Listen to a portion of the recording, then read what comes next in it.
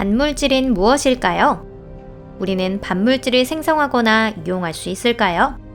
어째서 이 우주에는 반물질이 없는 걸까요? 수수께끼 같은 이 물질에 대한 의문은 끊이질 않습니다. 하지만 학문은 이에 대해 가끔 놀라울 정도로 훌륭한 답을 보여주기도 하죠. 여러분 안녕하세요. 이번에는 그런 반물질에 대해 알아보겠습니다. 편하게 시청해주세요. 바로 시작합니다.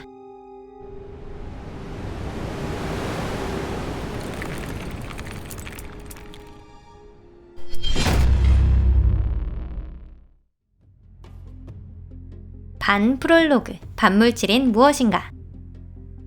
이런 설명 들어본 적 있으실 겁니다. 이 세상의 모든 물질은 원자로 이루어져 있으며 원자는 소립자로 이루어져 있다.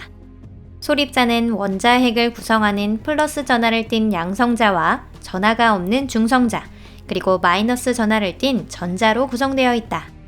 소립자를 특징 짓는 요소는 전하 이외에도 있지만 이번 영상에서는 따로 설명하지 않겠습니다. 전형적인 학교 물리 수업으로 여러분들을 지루하게 하면 안 되잖아요. 그리고 오늘 다룰 영상에서 그다지 중요하지도 않아요. 반물질이란 반입자로 되어 있는 물질을 말합니다. 반입자는 모든 수치가 같고 전하만 반대로 되어 있는 입자인데요. 즉, 반물질 원자를 구성하는 것은 플러스 전하를 띤 양전자, 마이너스 전하를 띤 반양자, 그리고 전하는 없지만 중입자 수가 마이너스 1인 반중성자입니다. 참고로 일반적인 중성자의 중입자 수는 플러스 1입니다. 보통의 수소 원자는 양성자 1개와 전자 1개로 되어 있지만 반수소 원자는 반양자 1개와 양전자 1개로 이루어진 거울 속 쌍둥이 같은 모습을 하고 있어요. 이는 반헬륨, 반리튬 등 보다 무거운 반원소에도 동일하게 적용됩니다. 이들 반원소 원자에 있는 반입자의 조합은 각 원소의 원자에 있는 소립자의 조합과 동일합니다. 반폭발, 반물질은 어디로 사라질까? 일반적인 반물질은 물질과 만나면 서로 상호작용하여 완전히 쌍소멸합니다. 이는 믿기 어려울 정도로 파괴적인 모습인데요. 사상 최대의 수소폭탄인 차르본바보다 조금 더 작은 규모의 폭발을 일으키기 위해서는 물질과 반물질이 각각 1kg 정도만 있으면 됩니다. 소멸 시에는 강한 전자 방사선이 발생하기 때문에 반물질을 취급할 때에는 세심한 주의가 필요합니다.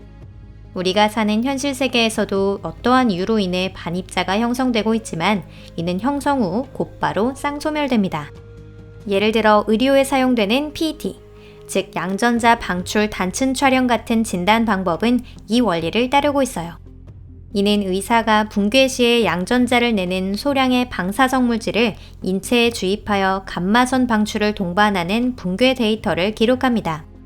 그러면 의사가 원하는 아주 정확한 생체활동 지도를 얻을 수 있습니다. 몸에 이런 것을 주입한다니 믿기 어려우신가요? 걱정할 필요는 없습니다. 극히 미량의 방사성 물질을 투여하기 때문에 거의 완벽하게 안전한 방법이에요. 반입자의 수명이 그렇게 길지 않다는 사실은 이제 알았습니다. 그렇다면 반물질이라고 하는 완전한 형태를 갖고 있다면 어딘가에서 오랜 시간 유지되거나 쌓여 있을 수 있는 걸까요? 은하계 안이나 밖에서도 연구자들은 아직 이에 대한 증거를 발견하지 못했습니다. 우리가 알고 있는 한 관측 가능한 우주는 실제로 대부분이 보통 물질로 되어 있습니다. 여기에서 의문이 생겨납니다. 반미스테리, 우리는 왜 아직 존재하는 걸까? 반물질의 가장 큰 수수께끼를 확인하기 위해 이 우주의 탄생, 즉 빅뱅 당시로 가보겠습니다. 표준 모델에 의하면 젊은 우주를 만들고 있던 것은 같은 양의 물질과 반물질이었는데요. 그러한 상태라면 물질과 반물질은 완전하게 소멸하여 모든 것은 종말을 맞이해야 합니다. 물질은 존재하지 않고 있는 것은 단지 광자와 중성미자뿐. 하지만 현재 우주에는 충분한 물질이 존재하고 있으며 여러분이 은하 속 지구에서 이 영상을 보고 있다는 것은 그렇게 되지 않았다는 뜻이겠죠? 어째서일까요? 답은 하나입니다. 바로 우리 세상에 있는 이런 입자들이 거울 속 쌍둥이보다 더 많았던 것이죠. 간단히 예를 들자면 물질이 100g이었는데 반물질은 99g밖에 되지 않은 것입니다. 반물질은 동일한 무게의 물질, 즉 100g 중 99g의 물질과 함께 소멸했습니다. 그리고 물질의 일부가 남은 것입니다. 물질이 반물질보다 더 많았다는 이 의심할 여지 없는 사실은 바리온 비대칭성이라고도 불립니다. 그 원인에 대해서는 명확하게 밝혀지지 않았어요. 이는 많은 연구자들이 오랜 세월 고민해온 현대 물리학의 수수께끼 중 하나랍니다. 이 수수께끼를 풀기 위해서는 반물질과 그 특성에 대해 더 자세히 알아내야 하는데요. 반물질의 특성은 우리 주변에 있는 보통 물질로는 쉽게 유추할 수 없습니다. 그렇다면 이 세상에 존재하지 않는 이런 물질을 연구할 수 있는 방법은 없는 걸까요? 확률은 아주 낮을 겁니다. 반연구, 어떻게 반물질을 생성하고 보관할까? 반물질의 생성에 가장 성공했다고 할 수 있는 곳은 유럽 입자물리연구소 세른입니다. 대형 강입자 충돌기로도 유명한 곳이에요.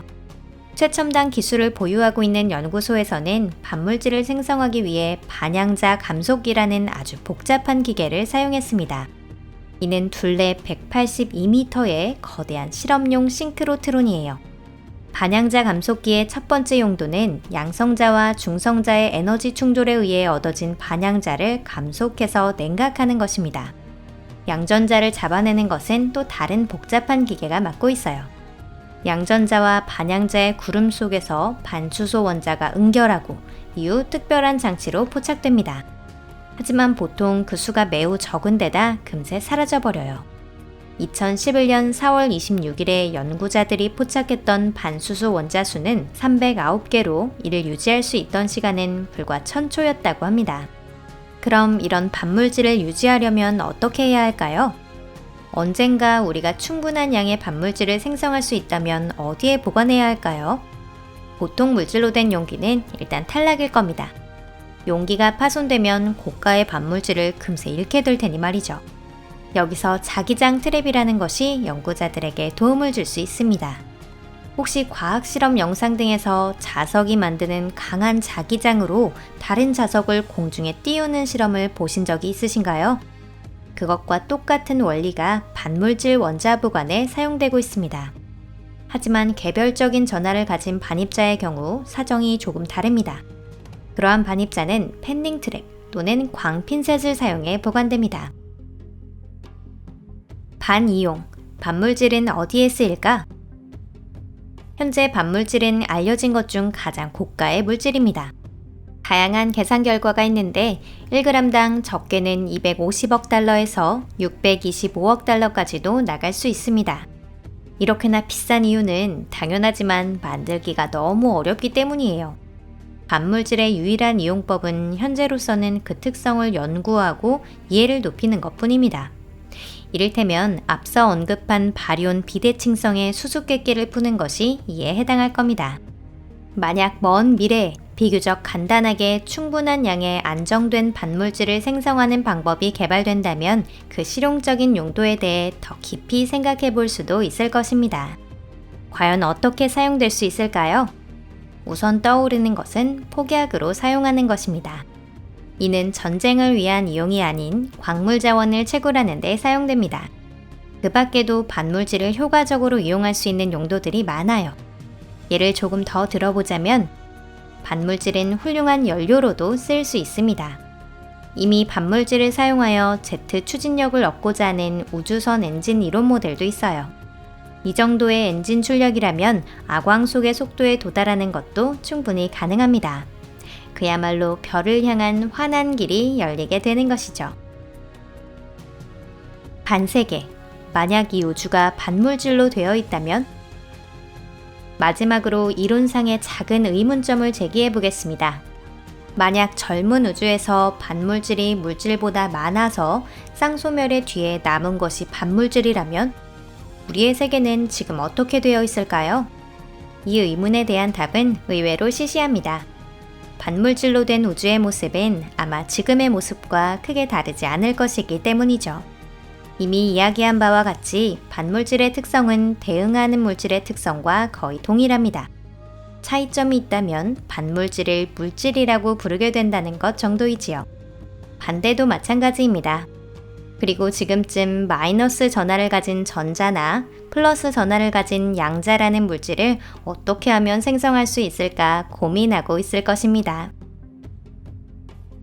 오늘 영상은 여기까지입니다. 끝까지 시청해주셔서 감사합니다. 저희에게는 여러분의 관심과 격려가 반물질보다 더 귀합니다. 영상이 마음에 드셨다면 좋겠네요. 여러분들의 피드백도 기다리고 있을게요. 채널 구독과 좋아요, SNS 공유도 함께 부탁드립니다. 그럼 다음 영상에서 뵐게요. 안녕히 계세요.